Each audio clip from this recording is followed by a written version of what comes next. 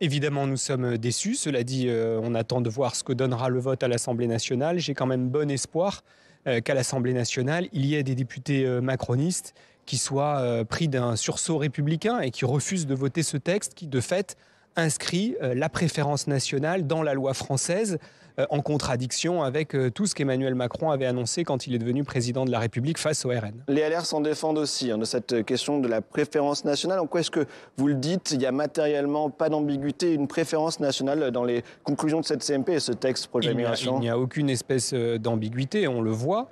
En l'occurrence, ce que prévoit ce texte, c'est que des étrangers en situation régulière sur le sol français aient besoin d'attendre 5 ans avant de pouvoir toucher des prestations sociales. Ça concerne... S'ils ne travaillent pas. S'ils ne travaillent pas, mais enfin c'est le cas d'un certain nombre de personnes et qui pour autant n'ont rien fait de mal qui justifie qu'ils ne puissent pas bénéficier d'APL, d'allocations familiales ou d'allocations de rentrée scolaire. On peut d'ailleurs avoir des enfants français qui ont des parents étrangers et qui de fait se retrouvent privés d'une allocation de rentrée scolaire du fait de cette loi. Monsieur Brossat, la droite dit que c'est ce que veut l'opinion française, que les sondages disent que les Français veulent plus, des mesures plus à droite sur ces questions d'immigration. Qu'est-ce que vous leur répondez sur cet argument-là? C'est vraiment l'argument de ceux qui n'en ont pas. Ça n'est pas un argument de fond. D'ailleurs, je note que pendant le mouvement des retraites, les mêmes se faisaient fort d'aller contre l'opinion publique en expliquant qu'ils étaient courageux parce qu'ils n'obéissaient pas aux sondages. Et aujourd'hui, les mêmes nous expliquent qu'il faut faire ce que disent les sondages. J'ajoute d'ailleurs que si on avait raisonné comme ça,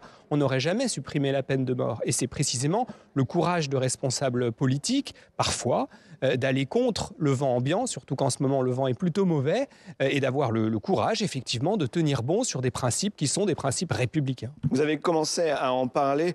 Il y a effectivement des figures de Renaissance, des chefs de file de ce parti, des partis de la Macronie, comme aussi le président du groupe Modem à l'Assemblée nationale, qui ont annoncé qu'ils vont voter contre dans 1h07 lorsque l'examen arrivera à l'Assemblée nationale. Vous avez bon espoir, vous avez fait des calculs, vous à gauche, sur ce qui pourrait manquer comme voix à Renaissance? En tout cas, je souhaite ardemment que ce texte soit rejeté, ou du moins, si le président de la République en a conscience, qu'il retire ce texte et qu'il ne le soumette pas, que ce texte ne soit pas soumis au vote à l'Assemblée nationale. C'est possible d'ici 1h07? En tout cas, je pense qu'il est toujours temps de se raviser et que, en l'occurrence, ce qui se passe est extrêmement grave et que Elisabeth Borne va rentrer dans l'histoire comme la première ministre qui a fait entrer la préférence nationale dans la loi française. Et ça n'est pas rien. Et donc, il leur reste encore un peu de temps pour se raviser et pour mesurer ce qu'ils sont en train de faire.